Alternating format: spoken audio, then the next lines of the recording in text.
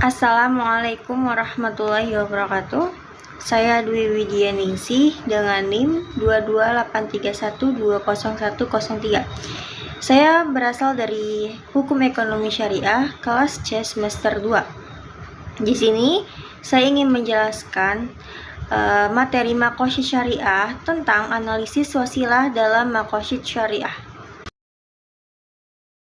Selanjutnya ada beberapa pembahasan yang akan kita bahas. Yang pertama ada pembagian wasilah, yang kedua ada perbedaan wasilah dan maqasid, yang ketiga ada antara hak Allah dan hak adami, dan yang terakhir ada as-sabab dan al-musabab dalam maqasid.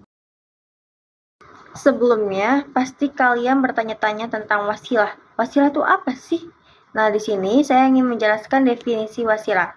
Wasilah adalah amalan yang dipersembahkan seorang hamba saat menyampaikan keinginannya untuk dijadikan perantara sehingga keinginannya tercapai, atau sarana yang mengantarkan pada percapaian tujuan. Selanjutnya kita masuk pembahasan yang pertama, yaitu ada pembagian wasilah yang terbagi menjadi 6. Yang pertama ada wasilah dengan iman atau asma-asma Allah. Penjelasannya, wasilah kepada Allah dengan nama-nama Allah yang baik dan sifat-sifat yang tinggi. Contohnya seseorang berdoa, "Ya Allah, ampunilah aku dan rahmatilah aku, sesungguhnya Engkau Maha Pengampun dan Maha Penyayang. Terimalah taubatku, wahai Zat yang Maha memberi taubat. Berilah aku rezeki, wahai Zat yang Maha memberi rezeki. Berilah kelembutan padaku, wahai Zat yang Maha lembut," dan lain-lain. Wasilah ini disebutkan dalam banyak hadis yang sahih. Di antaranya dalam doa yang diajarkan oleh Rasulullah Shallallahu Alaihi Wasallam bagi orang-orang yang ditimpa kesedihan dan kegundahan. Yang kedua, ada wasilah dengan sifat-sifat Allah Subhanahu wa Ta'ala yang maha sempurna. Penjelasannya, tidaklah diragukan bahwa sifat-sifat Allah yang tinggi juga termasuk di dalam wasilah tersebut, karena nama-namanya yang baik sekaligus mengandung sifat-sifat baginya. Contohnya dalam doa Rasulullah Shallallahu Alaihi Wasallam, "Ya Allah, dengan pengetahuanmu terhadap hal yang gaib dan kemahakuasaanmu untuk menciptakan semua makhluk, tetapkanlah hidupku selama Engkau mengetahui kehidupan itu baik bagiku, dan wafatkanlah aku jika selama Engkau mengetahui kematian itu baik bagiku." Yang ketiga ada wasilah dengan kalimat tauhid, sebagaimana doa Nabi Yunus alaihi salam dalam Al-Quran surat Al-Anbiya ayat 87-88, yang artinya, "Dan ingatlah kisah Zunnun atau Yunus ketika ia pergi dalam keadaan marah. Lalu ia menyangka bahwa kami tidak akan mempersempitnya atau menyulitkannya. Maka ia menyeru dalam keadaan yang sangat gelap bahwa tidak ada Tuhan selain Engkau. Maha suci Engkau, sesungguhnya aku adalah termasuk orang-orang yang zalim. Maka kami telah memperkenankan doanya dan menyelamatkannya daripada kedukaan. Dan demikianlah kami selamatkan orang-orang yang beriman." Yang keempat ada wasilah dengan amal soleh. Penjelasannya, Al-Quran dan hadis telah menjelaskan bahwa suatu amal akan bernilai soleh, diterima dan dapat mendekatkan diri kepada Allah Subhanahu wa Ta'ala apabila memenuhi persyaratan. Yang pertama, bahwa amal tersebut harus ditujukan kepada Allah semata-mata dengan ikhlas. Yang kedua, bahwa amal tersebut harus sesuai dengan apa yang disyariatkan dalam Al-Quran dan apa yang dijelaskan oleh Rasulullah Shallallahu Alaihi Wasallam dalam sunnahnya. Jika salah satunya tidak terpenuhi, maka amal tersebut tidak bernilai soleh dan tertolak. Yang kelima ada wasilah dengan menyebutkan keadaan dan ketergantungan seorang hamba kepada Allah Subhanahu wa Ta'ala. Penjelasannya sebagaimana dalam doa Nabi Musa alaihissalam dalam Al-Quran surah Al-Qasas ayat 24. Yang artinya, maka Musa memberi minum ternak itu untuk menolong keduanya. Kemudian dia kembali ke tempat yang teduh lalu berdoa, "Ya Tuhanku, sesungguhnya aku sangat memerlukan sesuatu kebaikan yang Engkau turunkan kepadaku."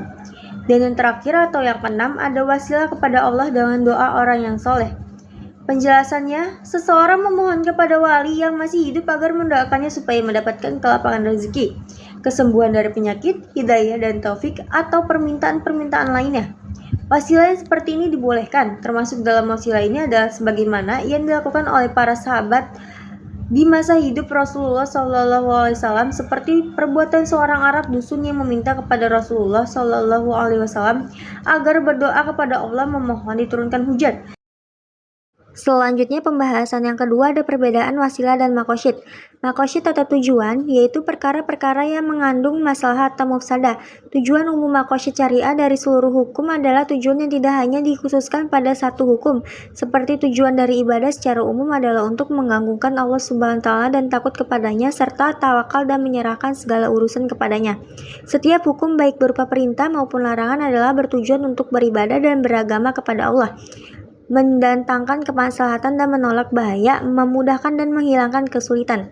Sedangkan wasilah atau perantara yaitu suatu perantara yang membawa kepada makosyid di mana hukumnya mengikuti hukum dari perbuatan yang menjadi sasarannya, baik berupa halal maupun haram.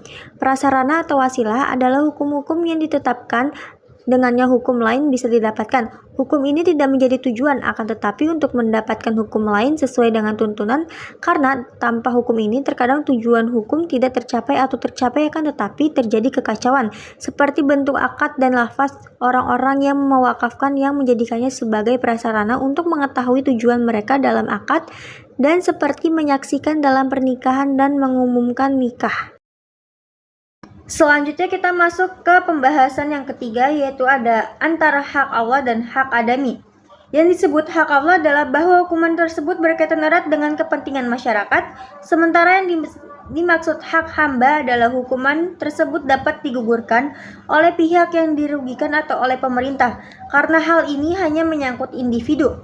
Segala sesuatu yang menjadi hak Allah, si mukallaf tidak dapat mengadakan pilihan antara dikerjakan atau tidak. Mengenai hak dirinya, dia boleh mengadakan pilihan.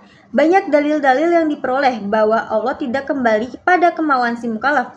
Istiqra yang sempurna di dalam sumber-sumber syariat seperti toharoh, sholat, zakat, puasa, dan haji. Menyuruh yang ma'ruf, mencegah yang mungkar. Selanjutnya kita masuk ke pembahasan yang terakhir, yaitu ada as-sabab dan al-musabab dalam makosyid. Sabab adalah sesuatu yang terang dan tertentu yang dijadikan sebagai yang pangkal adanya hukum atau musabab. Artinya dengan adanya sabab, maka dengan sendirinya akan terwujud hukum atau musabab. Seperti berkaitan dengan sanksi bagi pencuri yang difirmankan dalam Quran Surat Al-Maidah ayat 38.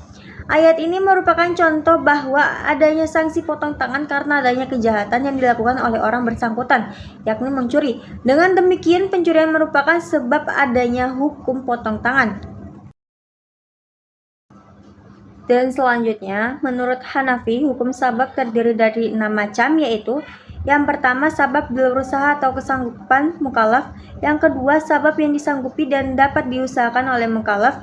Yang ketiga, mengerjakan sabab berarti menghendaki musababnya. Karena sabab-sabab itu tidak dinamakan sabab kalau tidak untuk menghasilkan musababnya. Yang keempat, mengerjakan sabab berarti mengerjakan musababnya, baik disadari ataupun tidak. Yang kelima, orang yang mengerjakan sabab dengan sempurna syarat-syaratnya dan tidak terdapat halangannya, orang tersebut tidak bisa mengelakkan diri dari musababnya. Dan yang terakhir, sabab-sabab yang dilarang adalah sabab-sabab kerusakan. Baik, segitu saja pemaparan yang saya bisa berikan. Kurang lebihnya mohon maaf, atau ada kata kalimat yang salah, mohon dimaafkan. Wassalamualaikum warahmatullahi wabarakatuh.